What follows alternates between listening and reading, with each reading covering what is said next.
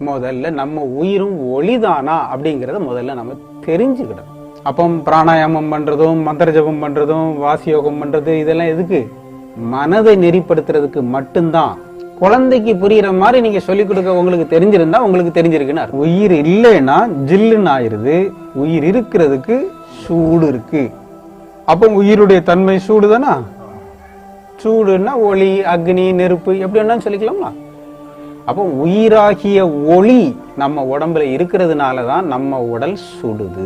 இது சின்ன குழந்தைக்கு சொல்லி புரிய வைக்கலாம்ல. அப்போ உயிர் இருக்கிற நமக்கு உடம்புல உஷ்ணம் இருக்கு, ஒளி இருக்கு, அக்னி இருக்கு, நெருப்பு இருக்கு, அப்படிதானே? அப்ப இந்த ஜீவாத்மா ஒளின்னா பரமாத்மாவும் பேரொளி தானே.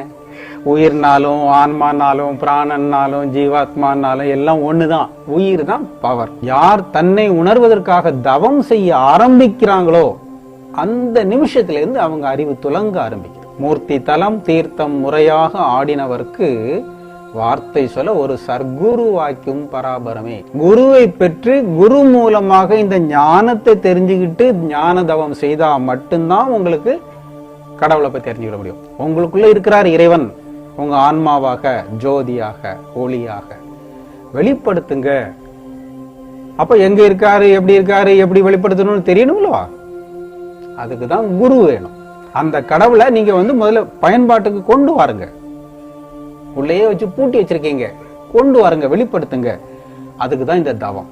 ஞானம்ங்கிறது என்ன தெரியுமா? தெரியாத விஷயத்த பேசக்கூடாது, தெரிஞ்சதை மட்டும் பேசுங்க, தெரிஞ்சுக்க முயற்சி பண்ணுங்க. நாம் முயற்சி பண்ணா எல்லாம் தெரிஞ்சுக்கலாம். இறைவனே நம்ம கூட இருக்காருல்லவா, அதை முதல்ல நம்புங்க. நம்ம உயிரே இறைவன், ஒளியாக இறைவனே நம்ம உயிராக இருக்காரு. அவரை பிடிக்கிறதுக்கு முதல்ல முயற்சி பண்ணுங்க. அவரை பிடிச்சிட்டீங்கன்னா இந்த பிரபஞ்சத்தினுடைய அவ்வளவு நம்ம தெரிஞ்சுக்கலாம். பிரபஞ்சத்தை படைச்சது இறைவன் தானே, காத்துக்கிட்டு இருக்கிறதும் அவன் தானே. அவனை பிடிச்சிட்டா எல்லாம் தெரிஞ்சுட்டு போகுது. தெளிவு தான் உபதேசம். உயிர் செயல்படுது எப்படி தெரியுது? எப்படி செயல்படுது? புலன்கள் மூலமா. கண்ணு பார்க்குது, மூக்கு சுவாசிக்குது, வாய் பேசுறோம், சாப்பிடுறோம், காது கேட்குது, மூளை ஒவ்வொருத்தர் சொல்லதை வச்சு ஓரளவுக்கு செயல்படுது. 5 புலன்கள் மூலமாக தான் நம்ம உயிர் செயல்படுது. நம்ம ஒரு மனிதன் வாழ்கிறது இந்த 5 புலன்களால தான். அப்ப வாழ்க்கையே 5 புலன்களால தான் இருக்குது. அப்ப 5 புலன்களும் இருக்கிறது தலையில தான். அப்ப இந்த தலை தான் முக்கியமானது. 5 புலன்களும் இந்த சிரசுல இருக்கிறதுனாலதான் இந்த சிரசு முக்கியம். அப்ப 5 புலன்களும் செயல்படணும்னா உயிர் இருந்தா மட்டும்தான் முடியும். நம்ம தலையினுடைய உள்ள மத்தியில நம்முடைய உயிர் இருக்குது.